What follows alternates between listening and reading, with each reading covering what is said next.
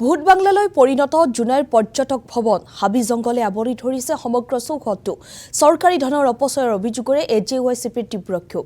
জুনাই সমজিলাত প্ৰায় 30 লাখ টকা ব্যয় সাপেক্ষে নিৰ্মাণ কৰা হৈছিল এই পৰ্যটক ভৱনটো কিন্তু বৰ্তমান ভূত বাংলাত পৰিণত হৈছে ভৱনটো অঞ্চলটোৰ পৰ্যটন বিকাশৰ লক্ষ্যৰে নিৰ্মাণ কৰা হৈছিল ভৱনটো বৰ্তমানৰ শোচনীয় অৱস্থাক লৈ তীব্ৰ ক্ষোভ প্ৰকাশ কৰিছে এজেৱাইচিপিয়ে প্ৰশাসন আৰু সংশ্লিষ্ট বিভাগৰ চূড়ান্ত হেমাহিৰ বাবে জহি খহি গৈছে ভৱনটো সংশ্লিষ্ট বিভাগক শীঘ্ৰেই ভৱনটোৰ মেৰামতিৰ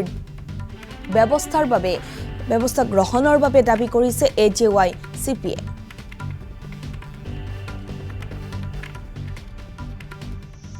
জুনাইৰ বিভিন্ন প্ৰান্তত বিভিন্ন ধৰণৰ আসলতে চৰকাৰী যিবিলাক ভৱন পৰিত্যক্ত অৱস্থাত আছে তাৰ সমান্তৰালভাৱে লাচিত নগৰ স্থিত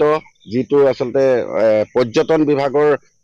এটা জিৰণি ঘৰ আছিলে এই ঘৰটো বৰ্তমান পৰ্যায়ত এটা পৰিত্যক্ত আসলতে ভূত বাংলালৈ ৰূপান্তৰ হোৱা আমি দেখিবলৈ পাইছো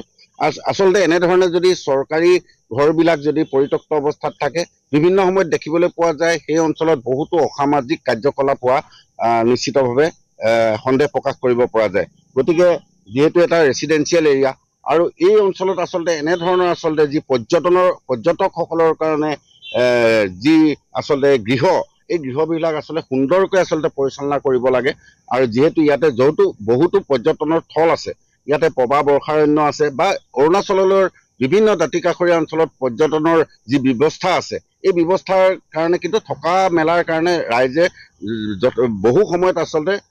যাৱতীয় সা সুবিধা নাপায় গতিকে এই মুহূৰ্তত যদি চৰকাৰীভাৱে এনে ধৰণৰ কিছু বস্তু থাকে তেতিয়াহ'লে খুব ৰেহাই মূল্যত আসলতে ইয়াতে তেওঁলোকে আসলে জিৰণি লোৱা বা নৈশ যাপন কৰা আসলে সা সুবিধাবিলাক থাকে গতিকে আমি জিলা প্ৰশাসনক আমি আহ্বান জনাব বিচাৰিছো যেহেতু 2008 চনৰ পৰা এটা সুন্দৰ আসলতে এটা যি পৰ্যটকসকলৰ কাৰণে নিৰ্মাণ কৰা ঘৰ আছিল এই ঘৰটো আসলে পুনৰ কাৰ্যক্ষম কৰিব লাগে আৰু নহলে এই বস্তুটো যদি আসলে চৰকাৰীভাৱে চলোৱাত তেওঁলোক ব্যৰ্থ হৈছে নিশ্চিতভাৱে এই যিটো